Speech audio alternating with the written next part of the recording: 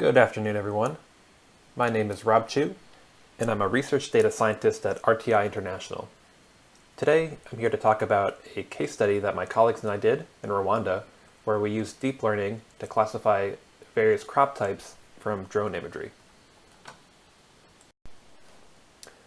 For context, I want to begin this presentation with some background about Rwanda's agricultural sector.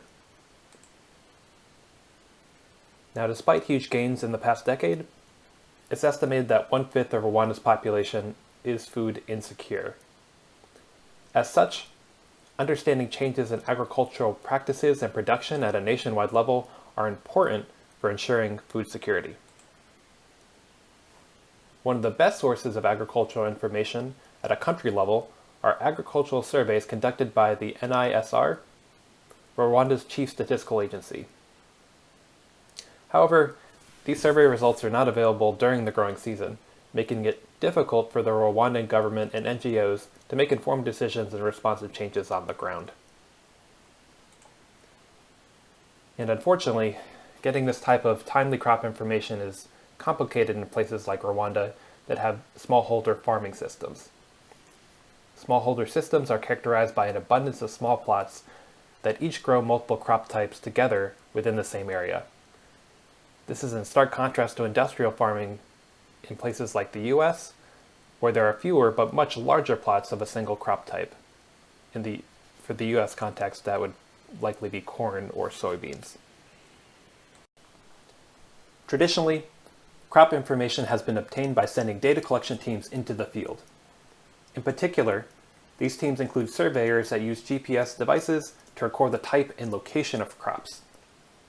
Though as imagined, the training, coordination, and orchestration of this type of data collection effort can be time-consuming and costly. As has been argued by many before me, remote sensing and the use of aerial imagery can help support agricultural surveys by providing timelier and more local crop information.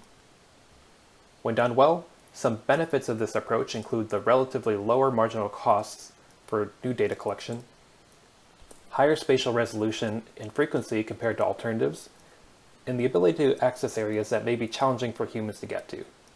This last point is particularly relevant for Rwanda, given its tropical climate and mountainous terrain. So given this context, our research question going in was, can we train a model to identify strategic crops in smallholder Rwandan farms using drone images? Testing our research question actually required conducting drone flights in Rwanda. And so to do this, RTI worked with a Rwandan company, Cheris Unmanned Aerial Services, to execute a series of flights in various areas in Rwanda to explore this question. A total of 6 sites across Rwanda were chosen for drone flights. These sites were chosen in collaboration with AgriTAF, a local DFID-funded organization specializing in Rwandan agricultural production and sustainability.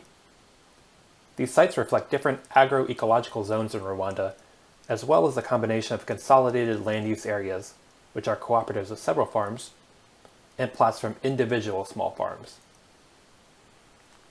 For each location, we performed 3 sets of flights, starting in the early growing season in December, and followed by subsequent flights each month thereafter to capture growing conditions at the middle and end of the growing season. As an example of what this data looks like, to the left is an orthomosaic tile of one of the sites that was created from stitching together many individual images collected during the drone flight. When we zoom into this high-resolution tile, we can see growth of individual crops in the image to the right. In this case, the image depicts rows of corn plants.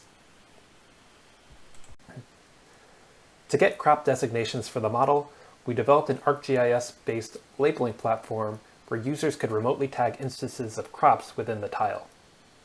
To create images to train the model, the tile was cropped to areas representing 5 meters by 5 meters on the ground, centered at each labeled crop point. The labeling effort was guided by an in-country agricultural expert to train coders and to adjudicate in cases where there were disagreement. On the bottom left-hand corner of the slide are examples of the 5 meter by 5 meter images described in the last slide. The images labeled by coders were grouped into 6 mutually exclusive categories: bananas, maize, legumes, forested area, built structures, and a catch-all other category.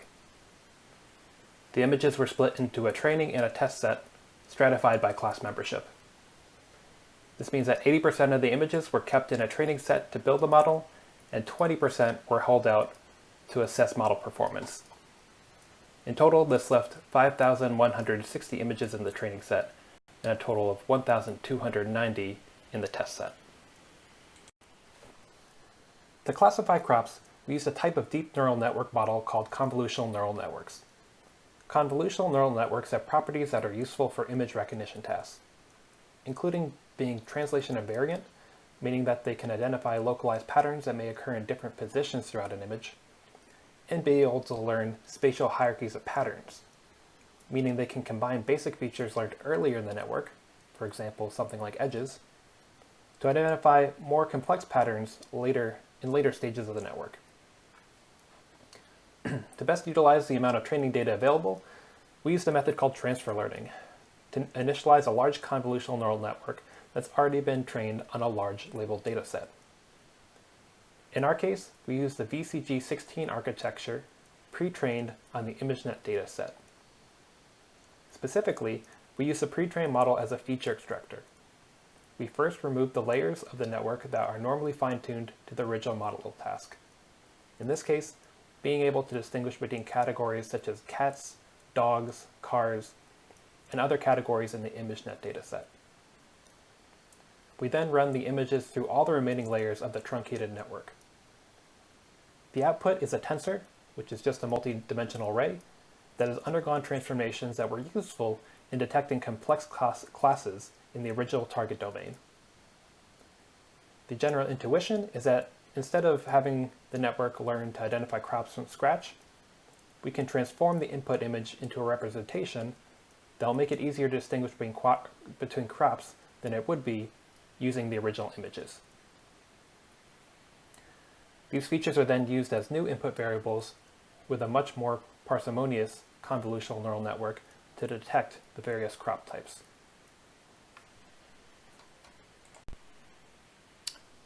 And here are the results. The table on the top is a confusion matrix comparing the actual and predicted crop types. Along the diagonal are the counts of images correctly classified for each crop type, whereas the other cells represent instances of when an image was misclassified as a different crop type. In the table at the bottom left-hand side are evaluation metrics summarizing the confusion matrix by crop type. We're going to mostly focus on the F1 score here, which is the harmonic mean of the precision and recall, which tends to do a good job summarizing model performance when the test set contains class imbalance.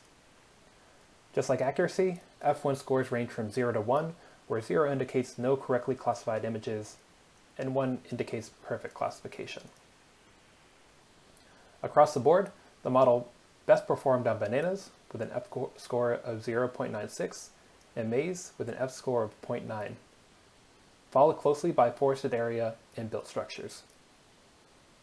The model performed worse on legumes with an F1 score of 0.49, followed by the catch-all other category. As a demonstration of what the trained model results look like when predicted on an entire flight area, on the left here is the original mosaic tile, and on the right is the tile overlaid with the predicted crop type. To summarize, our findings suggest that convolutional neural networks can be effective for identifying certain crops in land categories when trained on low-altitude drone images in Rwanda. However, crop types involved in heavy intercropping, such as legumes, were harder to consistently identify. We believe crop identification in the presence of intercropping as being a fruitful area of future research. While this work demonstrates promise for crop mapping using drones, scaling to larger administrative units will likely require using satellite imagery, as multiple comprehensive drone flights across the country will likely be cost prohibitive. We've started some initial work to determine if drone crop classifications can be used to provide labels for larger satellite imagery pixels. For example, 4 contiguous drone images can be consolidated into a crop label for a single satellite 2 satellite pixel. These labels can then be used to train satellite crop classification models based on publicly available multispectral satellite imagery. For more information on crop mapping using satellite imagery in Rwanda, or this idea, be sure to check out the other complimentary talk during this session. And for more details on this study, or ideas on how to use drones, satellite imagery, and remote sensing to address food security issues, please feel free to check out these publications. And lastly, thank you for the opportunity to speak today, and please feel free to reach out with any questions or comments.